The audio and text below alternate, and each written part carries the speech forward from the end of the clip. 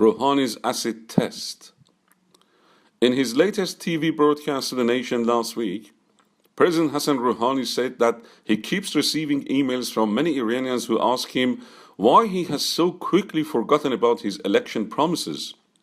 "I have not forgotten my promises," said Rouhani, "but my government does have priorities and we work to achieve them in turns." Really rich for a president who owes his position to the vote of the people who very clearly told him what his priorities must be when they elected him.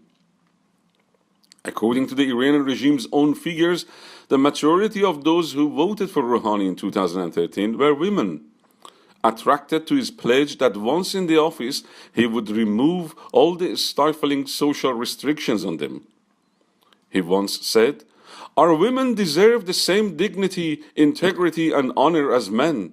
Women should have equal opportunity and equal social rights.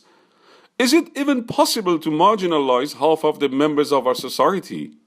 Rouhani had said in one election rally. However, gender discrimination is the hallmark of the Islamic Republic.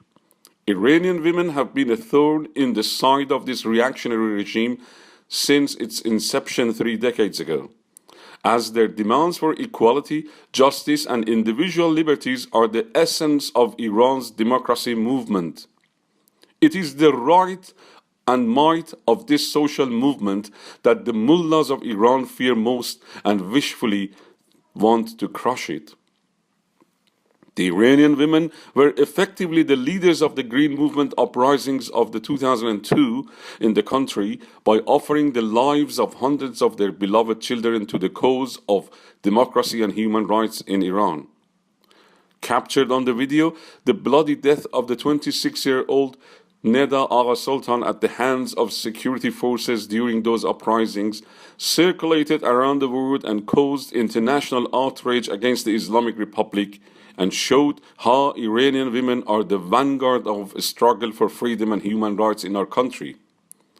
As such, the regime has chosen the imposition of Islamic hijab cover as the most symbolic pretext of suppressing the rights of the Iranian women in every cultural, economic, social, and political field, hoping to extend its authoritarian rule over the wider society through women's obedience. However, faced with the open defiance of hijab, the crisis-ridden and ideologically bankrupted regime has been pushing for a bill in the Majlis to set up an army of fascistic vigilantes to freely operate on the streets and arrest women who are deemed as improperly dressed in public. The recent chain of horrific acid attacks on scores of Iranian women in the cities of Isfahan and Mashhad should then be seen in this context, as cleric after cleric, mullah after mullah in these and other major cities of Iran have been calling for blood of women from their pulpits in recent weeks. Cautioning bad hijabi women by words and proved ineffective to force them to wear the hijab, we must now resort to more resolute actions to force them wear it, said Ayatollah Tabatabai, the Friday prayer Imam of Isfahan last month. Islam needs blood if we want to see women stop defying the hijab, declared Ayatollah Ahmad Khatami in a recent sermon. However, faced with public outrage and protest demonstrations across the country, Abbas Ali Mansouri, a member of the Iranian Parliament's National Security Commission, has even claimed that the acid attacks are probably the work of foreign intelligence services. Who would believe that?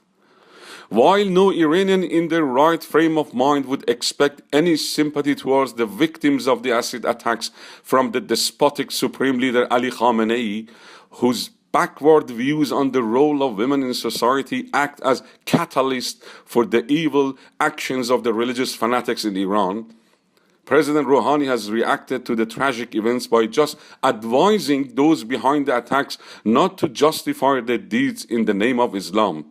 He said, "It is upon all Muslims to exalt love, respect for other and human dignity, and a handful people should not act as the custodians of moral values in our society."